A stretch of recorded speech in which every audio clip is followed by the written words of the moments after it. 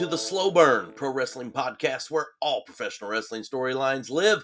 As always, I am your host, Matt Brandon, bringing you all professional wrestling's news, notes, innuendos, and whatever else you can come up with in this wonderful world we call pro wrestling. Folks, welcome once again to the Slow Burn. Happy Thursday to each and every one of you. We got a lot to cover today, all right? Dreary day outside. It has cooled off a little bit up here. Can't say the same for you folks down there, I don't think, but you know who I'm talking to. But I know what you're all thinking. Where can you get a Slow Burn t-shirt? I know that's exactly what all of you were wanting to know. Seriously, if you are interested, give me a call or shoot me a message or whatever.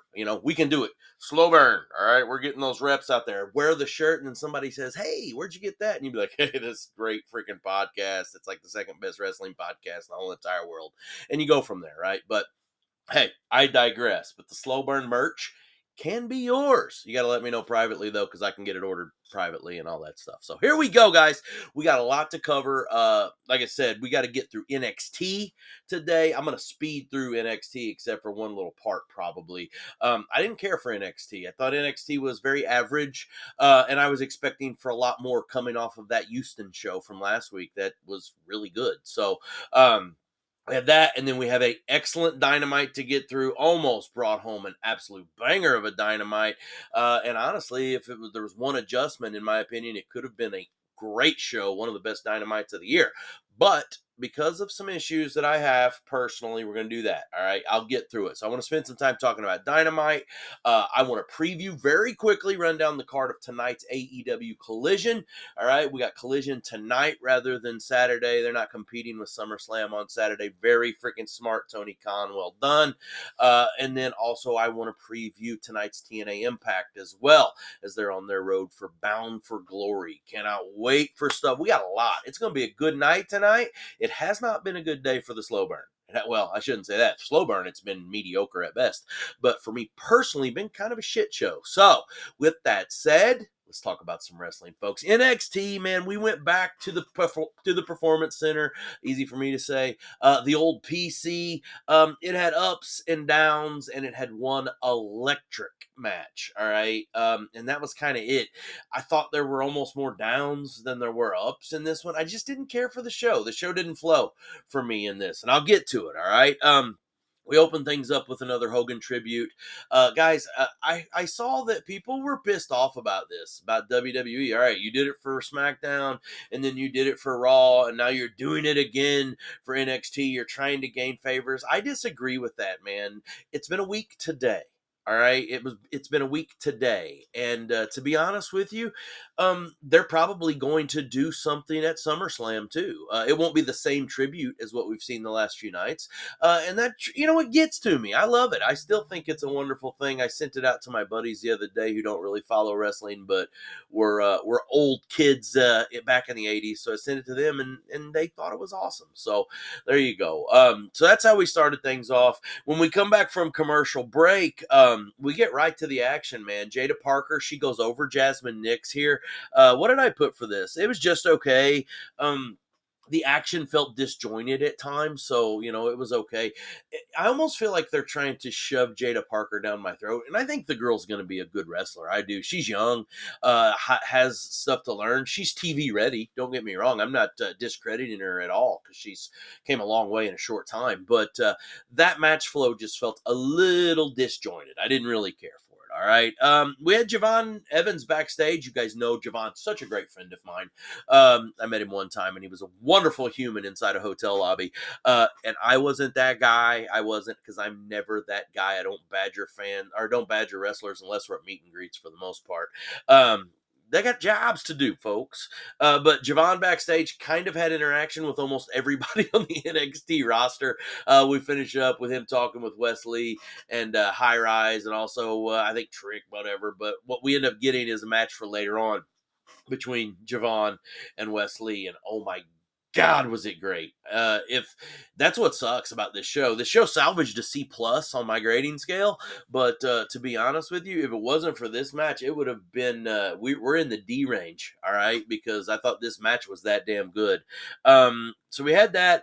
Coming back once again, we have this rematch between Tavion Heights and Charlie Dempsey. If Tavion wins, this was kind of set up by Bully Ray, by Bubba Ray, Uncle Bully, the other last week, where he basically said, "This is how we need to run this. This is what has to happen," and then we squash the BS. And I thought it was a good, really aggressive match. Remember, Tavion wins; he's out of the no quarter catch crew. If Charlie wins, he's in it, and he's in it with a smile on his face, and that's how it was going to go down. The match was okay. It was hard hitting at times. Tavion goes over. Remember, Tavion lost the first match with Charlie because Ren Sinclair threw in the towel. Uh, this clean finish, at one point, it was almost like Ren was looking for the towel and then couldn't find it. I like that. The announcers kind of claimed that as well. Decent little piece. But the match itself was hard hitting, but okay. Tavion goes over. Tavion is now out. My question of this is there a rubber match, or is that just it? If I'm Charlie Dempsey, I'm bitching. Like, all right, I already beat him once, and now he beats me, and he's gone out of the group. At the same time, do you want somebody in your group that doesn't want to be in your group? I've always thought about that as a coach. Why there's no need to have people if they don't want to be a part of your squad, they don't want to be a part of your team, then do what's best for them, you know. So I'm looking at, I know that's real sports and wrestling, and I get it, and blah blah blah, but that's just how it is. I always equate it. So it was okay. Tavion's out, and now the no quarter catch crew is now Charlie Dempsey and Ren Sinclair. It's weird, just weird. There should be more. There should be something. Maybe Dempsey recruits. I don't know. We'll see. And by the way, Charlie Dempsey always looks good. All right. Chase U wants a tag shot. They had a decent little piece backstage. They're hunting around with their steel chairs and blah blah blah. Watch that piece. Actually, I'm not going to talk about it. After this, Blake Monroe comes out, formerly known as Mariah May. And then before you know it, everyone else is out. Lola Vice comes out. We get a Jada Parker reappearance, and we get Kalani Jordan, and basically saying that everyone wants a shot at the title. We mentioned Jordan Grace. Obviously, Jordan Grace and Blake Monroe are not done yet. I don't have any stretch of thinking that story's over with, but we'll see how it works. I will say this: at the end of this match, there was a really interesting part where the baby faces overcome the heels. Jada and Blake Monroe are outside the ring. They've been ran out by Lola and Kalani. Probably setting up a tag match there, by the way, too. But Blake is going to Jada, and they're, oh, I can't believe they did this. And Jada shoves her so hard. That was a really good piece. Kind of made me enjoy Jada's part a little bit more, saying, I don't give a damn. I don't need an ally. I'm out here for my own. That was good. It was good. And Blake had a nice little comedy role there, too. So not bad. All right. Joe Hendry had many interruptions, but never made an appearance on this show. It was almost like there were glitches in the television when Joe Hendry's face happened like 3 times. So I'm sensing a TNA invasion. That's my opinion. All right. Fallon Henley went over Last Legend. I don't even want to talk about that match because I thought it was dumb. Lash is better than that. Now, we're setting up Nia Jax and Lash. Nia gets involved in this. I still don't think that Fallon goes over. It was what it was. All right. And then our main event, I'm skipping a match because I'm going to come back. Main event, we had Ethan Page over Santino Morella. Yes, it was nice to see the Cobra. It was nice to get some nostalgia there, but you knew Ethan Page, Ethan Page, as Santino called him, he was going to go over. But guys, I want to get back to the match between Javon Evans and Wes Lee. Number one, if you didn't get to see it last night, you should really watch it, especially if you're a fan of the acrobatic style wrestling. But this was more than, as some people call it, the flippy shit. This was more than that. This match was hard hitting. This match was driven home with story. This match was driven home with emotion. It was such an awesome match. This match was A level. I'm telling you, it was that damn good. I know I'm partial to Javon, but with that said, you guys know I've been on Wes Lee for the work that he's done recently, so kind of gives you an idea. This match was amazing. Even the interference stuff from High Rise, and even Trick Williams on commentary was very good. This whole match stood out. So fan freaking fantastic. All right. We gave the show a C plus. One of the, like I said, it's not even close to a C plus if that last match isn't that I mentioned isn't there. I mean, if we don't get Javon Evans over Wes Lee and that freaking amazing wrestling match, it that show is shit. It just is what it is. You know what? It's not a bad thing. Every once in a while there's a crapper, and that's just how it is. I mean, Raw isn't always good. Every PLE isn't always good. Hell, I was so angry at WrestleMania Night 2, I still haven't gotten over it. So, speaking of let's get to getting over. Let's get over NXT and move on to Dynamite. Dynamite scored at a B plus, probably the highest level B plus I could give a show. This was the last Dynamite, excuse me, to take place at the Chicago run that they've done. This was the fourth week in Chicago, right? Right after All In, they make their way to Chicago, and they've been there at the Aragon Ballroom this whole time. Fantastic venue. It's been wonderful. Tonight, we got one more night. All right. Collision is live from Chicago, and then the run is over. We move on. I don't even know where we're going next. I haven't looked. But once again, good crowd. Did have a little bit of weirdness to it at times. What did I put here? Once again, fire crowd, good show, but did have weirdness. The reason the weirdness was, it just is what it is. They put what should have been the main event in the dead middle of the show. I understand why they did it. I'll tell you later. But why Hangman Page and John Moxley were in the middle of that show, I'll never know. But I do know if that's one of the things. We can be better with our time on that. That's got to be the last match. It doesn't make a difference. It's got to be the last match. But we opened up with a hell of a match, man. Freaking tag team. We had the Newport Gear Outrunners. They end up losing to the Young Bucks. First, I want to say the Young Bucks entrance was freaking amazing. They treat them like jobbers. You know, we have this big Outrunners entrance, and then Justin Roberts on the mic, and basically taking on Nick and Matt Jackson like they would for enhancement talent, the local talent that's there. I mean, the crowd even chanted jobbers at one point in time. Guys, I got news for you. This freaking addition to this gimmick is amazing. It's hilarious. It's wonderful. And to be honest with you, the Young Bucks look phenomenal. All right. They look phenomenal. But this match in general, it was so damn good. This was tag team excellence, man. Both of these squads looked completely on fire. To be honest with you, man, the Outrunners dance really well with the Bucks. And not everybody does, because the Bucks have such a different eclectic style that they do, you know. But overall, like I said here, perfect. The post match stuff was perfect with the celebration. Okada's down there. They do the beat down. Swerve makes the save. The Outrunners end up getting over with Swerve at the end. Even though they lose, they stand tall in the end. The Bucks get the victory, so they look strong with a clean victory. I just thought the whole entire match was excellent. Man, there's some good tag team wrestling going on right now. We are very, you guys know I'm a sucker for tag team wrestling. And I'm not talking all-star tag team shit, and that's not a knock on AEW or WWE or TNA. We're all doing it right now to get people in, get people on television. But a good, solid tag team. The Young Bucks, the Outrunners. We're getting FTR tonight, you know, against another good tag team in the Bang Bang Gang, or Stokely Hathaway called them the Bang Bang Gang Bang, as something like that. I lost my shit.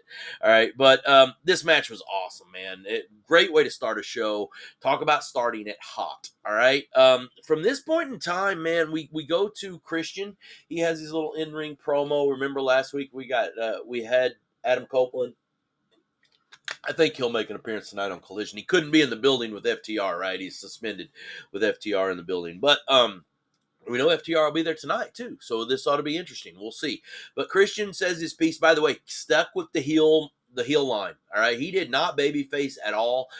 This is, even if we are seeing, and I think we're going to see Cope and Christian tag up to take on these Nick Wayne and Kip Sabian led crew with Martha Wayne, Mama Wayne. I think this is going to be good because Christian is going to stick to this character. And I think this character is too good to throw away. I really do. I don't need to see babyface Christian right now. What I need to see is Christian with Cope. They're getting the run. They're getting the crew from the crowd, but Christian not changing who he is. So I really like that. The beatdown happened, and it was what it was. I kept waiting for Edge. I'm sorry, Cope to make his appearance there, and it just didn't happen. So we shall see. Backstage, MJF, he goes up to the oddest, dumpiest looking locker room I've ever seen in my life. Looked like a damn restroom door at an old concert venue. But what you get here is Hurt Syndicate on the door. MJF knocks on the door, and man, Shelton Benjamin gave him the riot act. Man, it was like matter of fact. He told him if he comes back around again, he's going to leave him in a puddle of his own piss. Like, damn. First off, Shelton Benjamin was outstanding in that piece. I thought that was amazing. MJF was fantastic in that piece as well, playing the role of the strucken down puppy dog, basically. I liked it. I really liked it. And what it looks like is MJF is out. What do we get? 3 weeks of that shit? No, I know it was like 2 months, but still, I never liked MJF in the Hurt Syndicate. Number one, MJF doesn't need anyone else with him. Number two, neither does the Hurt Syndicate. They don't need that. That's not their role. Hell, they're over. I know they're trying to make them freaking heels, but they're over. You can't do it right now. Now, what I did enjoy was Shelton also saying that MVP Montel's not even here because he's kicking himself in the ass for what you've done.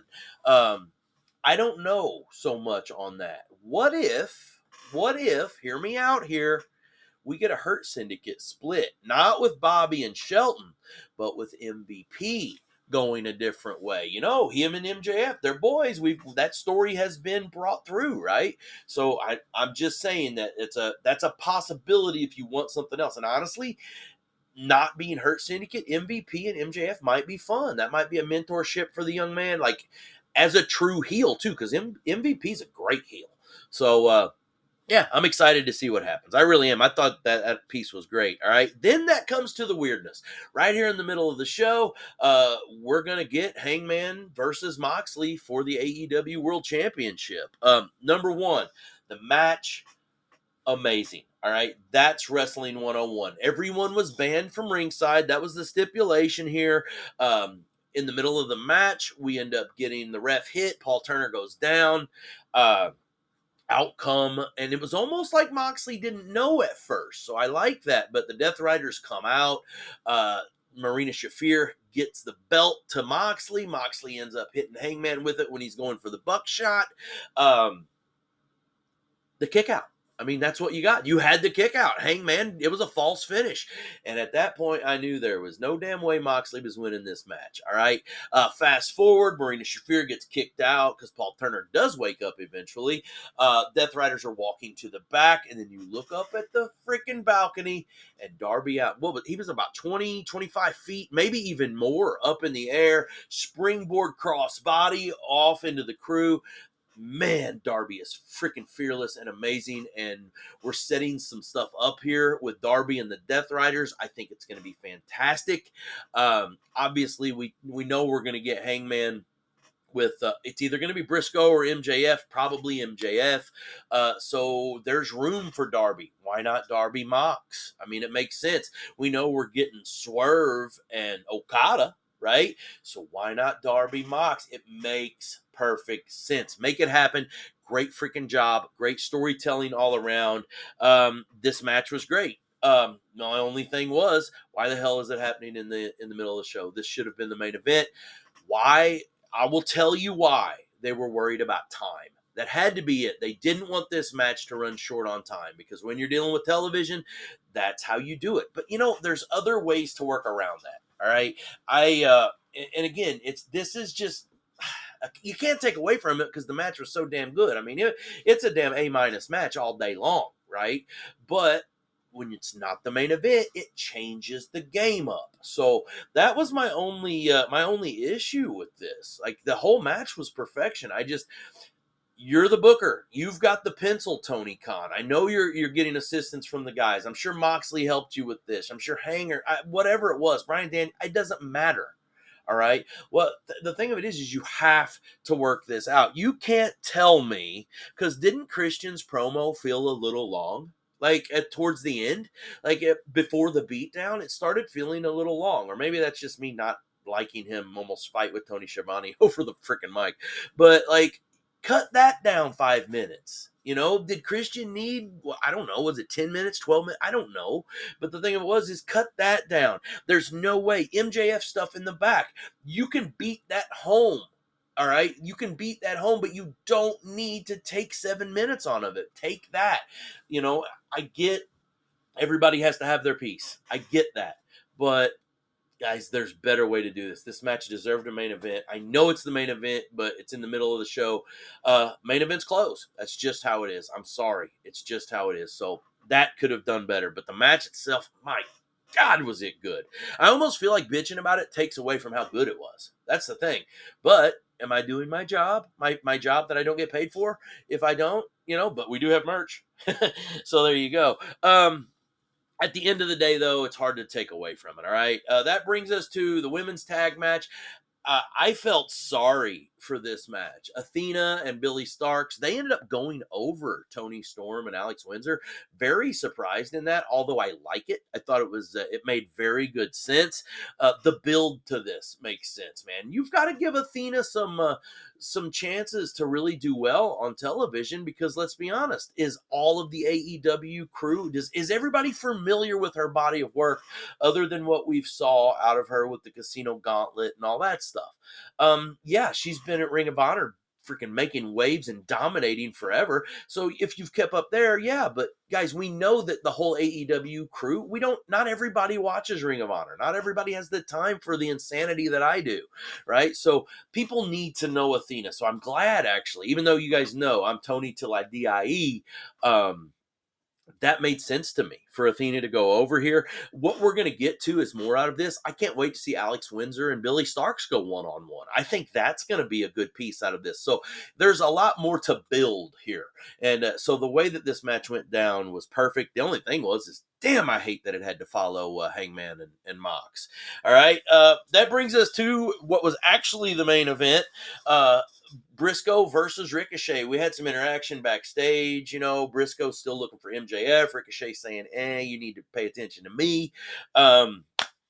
We're pushing Briscoe out of this world. And to be honest with you, this new character that he's got, which is Mark Briscoe, but this intense, workman, like, I'm here to whip ass. I'm going to whip MJF's ass. Like, it's damn good. But this match, I enjoyed every bit of this match. I enjoyed the match itself. I thought Ricochet's spots were perfect. I thought Briscoe did a great job of leading this match. Again, it's hard. Ricochet and a style that he does, that can be tough.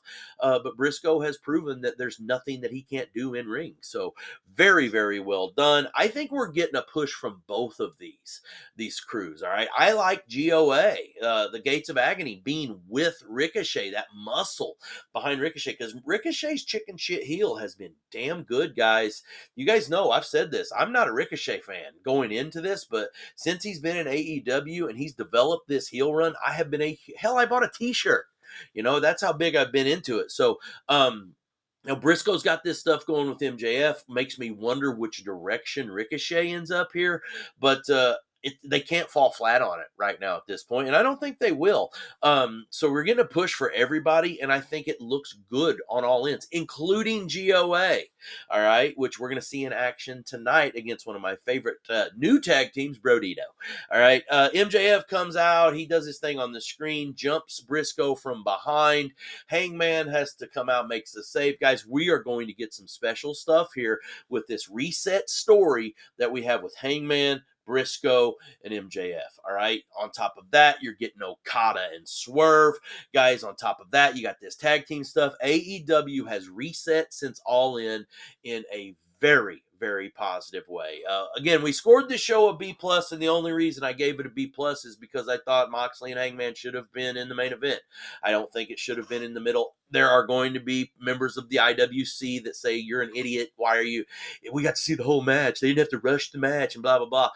Okay, I understand the reasoning. I don't care. Work it out. Make it right. That's all I got to say. But the show, again, B plus, hell of a show. I'm excited for where AEW is going. Man, I'm excited for wrestling right now. I don't know if you can tell that.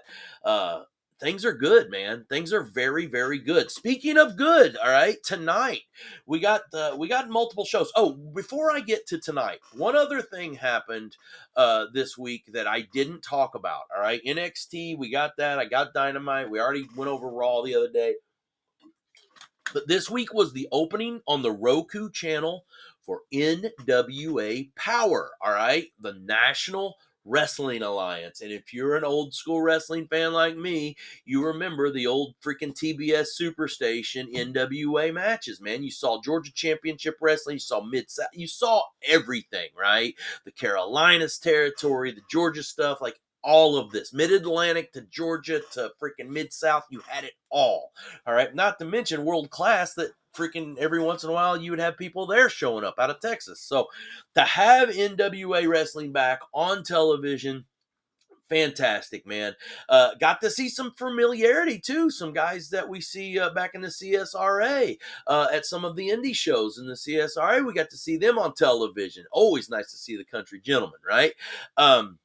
And Alexander Lev too, right? I thought that the show was good, commentary was good, crowd was hot, live from the ECW arena, freaking Philadelphia, like well done. And again, it just gives us something else to watch. So check that out. Tuesdays, 8 o'clock Eastern, I think, on Roku, but you can stream it on Roku anytime you want. So you get a chance, go in there. You want to see some damn good freaking independent wrestling, National Wrestling Alliance, man. The NWA is alive and well. And we have NWA sanctioned stuff here in St. Louis, too, with World League Wrestling right over here in Troy, Missouri at the Harley Race Arena. So, check out NWA, man. James Shields as your champion. Freaking great stuff. Or, I'm sorry, James Storm as your champion. Great stuff. Trevor Murdoch and Mike Knox as your tag champions. I love it. I absolutely love it. So, can't wait to get more of that. And if you need any other thing, if you're a Smashing Pumpkins fan, Billy Corrigan owns NWA. All right, he's a lifelong wrestling freaking mark, just like me, and I freaking love it, man. So there you go. Before we go here, guys, tonight, like I said, we got AEW Collision, 7 o'clock Central, 8 o'clock Eastern on TNT. You are getting tonight. You're getting Dustin Rhodes versus Kyle Fletcher for the TNT Championship in a Chicago street fight. That's going to be a hell of a match, guys. I wonder if Dustin will bleed. All right, you get the Gates of Agony versus Brodito. This is the first time that we're getting Bandito and Brody King with the name Brodito. They have been tagging a little bit. I like this tag team. They're really good together, actually. So you got GOA, Gates of Agony versus Brodito. This is part of the tag team elimination tournament for that number one contendership. Speaking of that, the tag team tournament, you're also getting FTR versus the Bang Bang Gang. All right, Guns Up, or as Stokely Hathaway called them, the Bang Bang Gang Bang. I still can't quite get over that. And then we're also getting Willow Nightingale versus Tekla. We saw that issue, that challenge issued last night on Dynamite as well, and I didn't mention it. So that's what we got on Collision. At the same time, guys, we got TNA Impact going on Access TV or the TNA app. We are pre-recorded from Rhode Island. I will watch TNA second tonight, all right? I'll watch Dynamite first, and then I'll pick up TNA afterwards since it's already pre-recorded. But live from pre-recorded from Rhode Island. This is the road for Bound for Glory, one of TNA's great pay-per-views. I always say Slammiversary is their big one. A lot of people think Bound for Glory. It's all a matter of opinion. It's all subjective. But huge card tonight. Weird one to open things up, most likely. Indy Hartwell and Danny Luna taking on Jody Threat and Adriana Grace. That's a weird one. We're getting an exclusive interview with Sami Callihan. After the stuff last week with Sami, it's going to be very interesting to see what he has to say. Career maybe dwindling down. We'll see. We got the Rascals tagging up to take on the Nimbus. I hope Trey Miguel is back tonight. If not, I need Trey Miguel back. Get healthy, man. He had a hernia. So we're getting the Nimbus versus the Rascals. X Division title match. All right, this one's going to be a big one. Leon Slater in his first X Division defense in a triple threat versus Cedric Alexander and Jason Hotch. If you don't know my man Jason Hotch from the Great Hands, check him out. All right, one of the up and coming young guys. Hotch and Slater are phenomenal, man, and Cedric's just going to add to this with the stuff that he can do. You're getting Santana to appear. He'll cut a promo, I'm sure. And then, guys, we're going to get the System. We're getting Moose, JDC, and Eddie Edwards taking on Trick Williams in First Class. It's going to be a fantastic match. Looking forward to that. And then we're also going to get Women's Knockouts Championship match. JC Jane defending against Masha Slamovich. I think it's only the Knockouts belt that's on the line, so we'll see what happens, guys. I will recap all of this tomorrow right here on the Slow Burn Pro Wrestling Podcast, where all professional wrestling storylines live. Folks, remember, in this world, we're wrestling everything. Stay on top.